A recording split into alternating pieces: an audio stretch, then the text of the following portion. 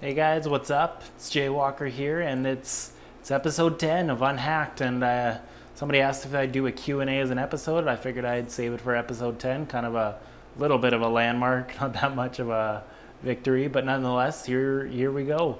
There's quite a few of you. I thought maybe I wouldn't get enough questions, but I'm lucky enough we got some. So I'm not going to waste any more time. Let's dive in and see what everyone's asking.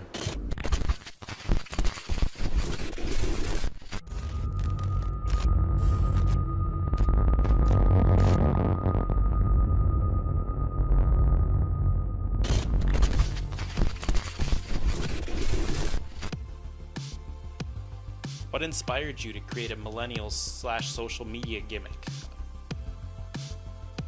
So the millennial, the social media superstar, the glitch in the system. I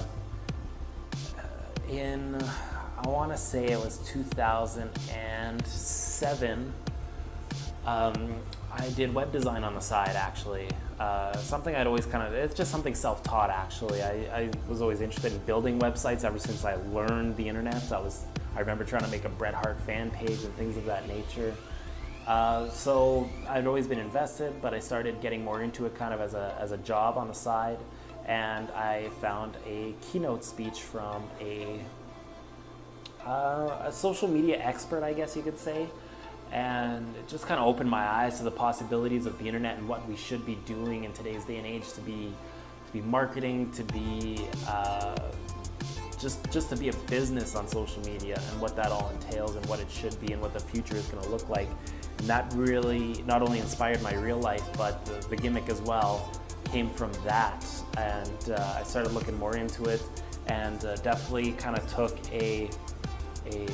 our Kardashian's self-promoting influencer kind of take on it. So I started, once I got a manager role in PCW, I started dressing up a little nicer, started thinking I'm full of myself, tried to associate myself with every social network out there possible. I started doing videos on a weekly basis, and then started getting in the ring, used it some more, turned babyface. So I kind of had to dial back all that brash arrogance. Just kind of used it as a tool for inspiration to kind of chase the title and all that. But after a while, it kind of sort of ran its course, and I needed to shake it up. So that's where the glitch in the system kind of came into place. Was I needed to be this larger-than-life character. So I went back and started looking at my childhood and some of the characters that I liked.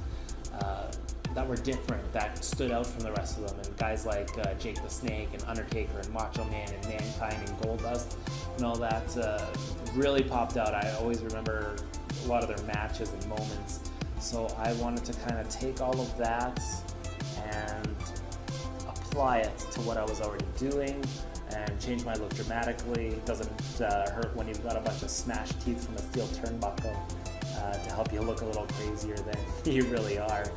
And it's just sort of evolved from there, and practice makes perfect. A lot of video promos on Facebook to help promote matches and shows, and it is what it is today. Where do you see yourself in 7 years? 7 years is a long time. Anything can happen.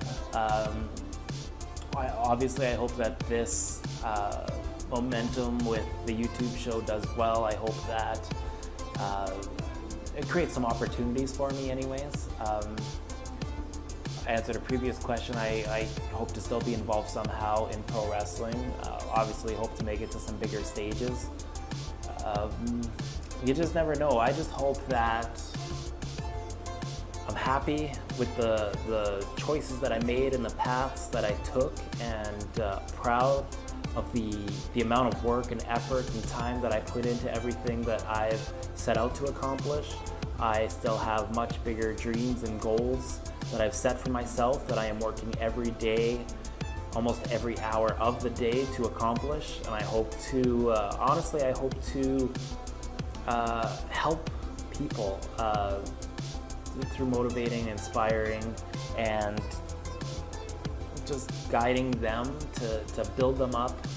I've seen so many people down on social media with themselves, and they're looking at their own issues, and I know I've been through my share, and I hopefully through sharing my stories and my journey can kind of help show people like my heroes, not that I'm saying I'm a hero to anyone, but that my hero showed me that, you know what, anything's possible if you do put your mind to it. And once you actually start doing those things, you realize that taking steps and putting in the effort and putting in the work and giving yourself goals, you know, these things actually can happen for you.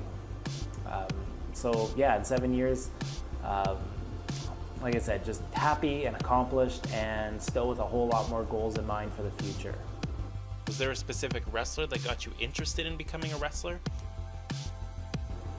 I'm actually filming this right now at my family's restaurant, and this is where it all started. We used to rent out VHS tapes, and I probably would have been, I'm pretty sure I was 3 years old when I got hooked, and we would rent out the VHSs. There'd be movie posters up on the wall right about there, and there was one for WrestleMania 6.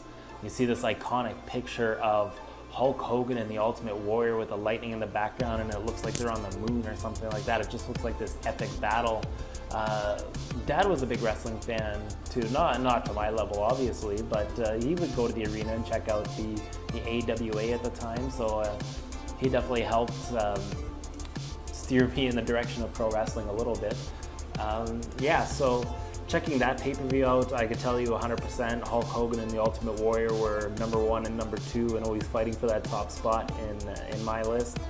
As I grew older though, it definitely transitioned to Bret Hart and Shawn Michaels being the guys that kept my interest in kind of the underdog guys trying to beat these bigger monsters in the ring. And then there in my teen years, it quickly transitioned to Chris Jericho. The look and the move set and the fact that he was from Winnipeg, which isn't too far from where I lived, it just gave me the motivation and encouragement and inspiration to say, you know what, maybe I can make it, and maybe I can do this one day. Are there any advantages or disadvantages of having an amateur wrestling background from what you've seen and experienced? I definitely see what you're saying. I think maybe a little bit more time, and I think everybody's different too. You obviously got to put in the reps to get familiar with what exactly is going on with the ring. It's not like you can just pick that up in a heartbeat, although there are some special cases. I find that from what I've seen, anybody with any sort of athletic background definitely is a given bonus. You just tend to be more physically ready from the get-go when you're starting out. I've seen football players transition. Even if you're playing things like baseball and stuff, it just, like I said, an athletic background of some sort. I wasn't lucky enough.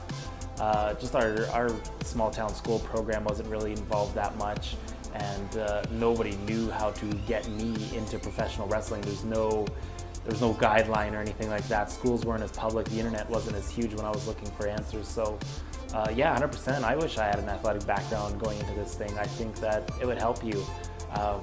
Learning a totally different sport though is an entirely different thing, and I can see why you had trouble with that. I think it's a case-by-case scenario then in the end. It really depends. Look at Kurt Angle, right? Olympic gold medalist, and he was able to pick it up in a heartbeat too. So like I said, it's case-by-case basis. When your body finally says enough bumping, will you continue in the business under a different role or leave altogether for the most part? That's a good one. I am way too invested in pro wrestling, I think, to just leave it. Even if my body does give up, I think that I would definitely see myself in a role still, you know, whether it's with PCW or doing something else, you know, for quite a while anyways. After that, you know, I could definitely see myself doing whether it's a podcast or a video or even some sort of website to keep the creative juices flowing and to keep my creative interests kind of fulfilled, you know. So yeah, 100%. I would absolutely, I think for the rest of my life, be involved in some way or fashion with pro wrestling. What matters more to you when watching a match? Work rate and spots, or selling and story? I think it depends what platform you're on when doing these kind of matches. Obviously, if you've got a lot of eyeballs on you and some cameras filming, Some pretty terrific high spots can definitely get you noticed and signed. Overall though, 100% every single time I'm in the ring, I will do some crazy stuff, but I am much more of a believer of storytelling. I don't know if it's because of the way I've been trained or just my personal style, but I fully believe that emotion comes from great storytelling. That's the best way to get emotion from an audience. If you've got a great heel and a great baby face and you're telling all these different stories of, whether it's a size difference or you're working a body part or whatever it is, I fully believe that telling a story in the ring is far more important than the moves you use telling it. That said, in this day and age where you're seeing some of the absolute craziest things performed in the ring, you do need to step it up a little bit more than what people were seeing 25 years ago, so still my strong defense is that storytelling in the ring is a lot more important than the spots that you're doing in them. What do you do to get in the zone before you go out into the ring? To get in the zone, what a big help is actually, I do the 2-hour drive to get to the shows usually, so I'll listen to some music.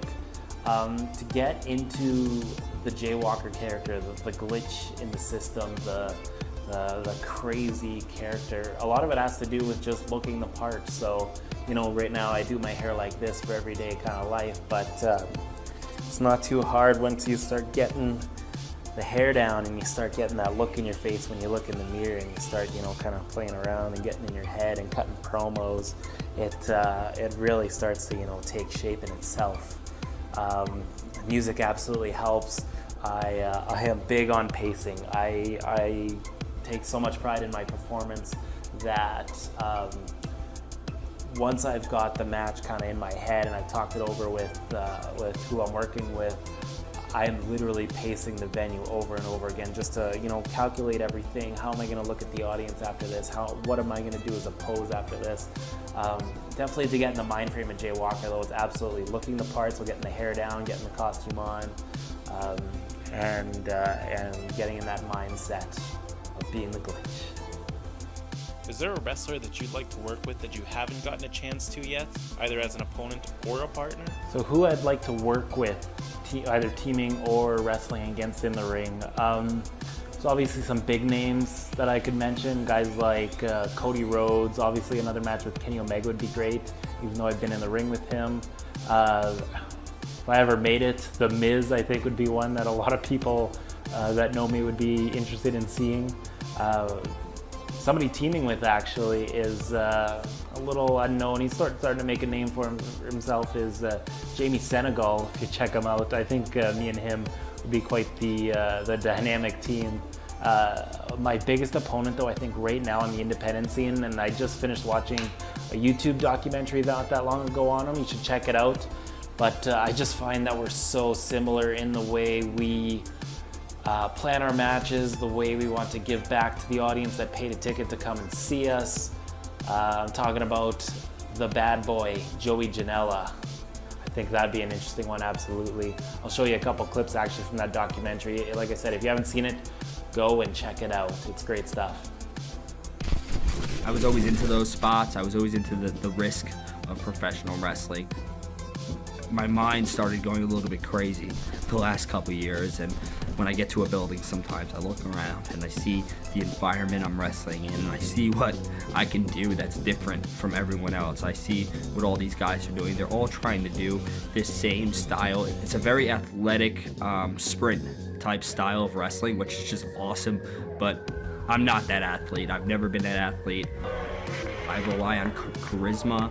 I rely on big risk spots. I rely on chaos.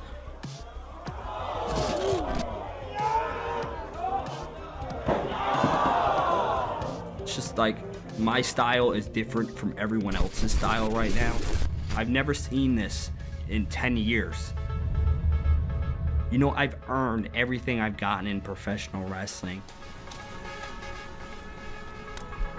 I'm not just some backyarder. This is 10 years of hard work, 10 years of doing it my way and not kissing ass, getting on my knees and, bowing down and just playing those politics, just like wrestling was based off of for the last 20 years. It's been a political war zone, per se, in the locker rooms, and I'm not that person. I'm straightforward. I'm real. I'll never backstab anybody.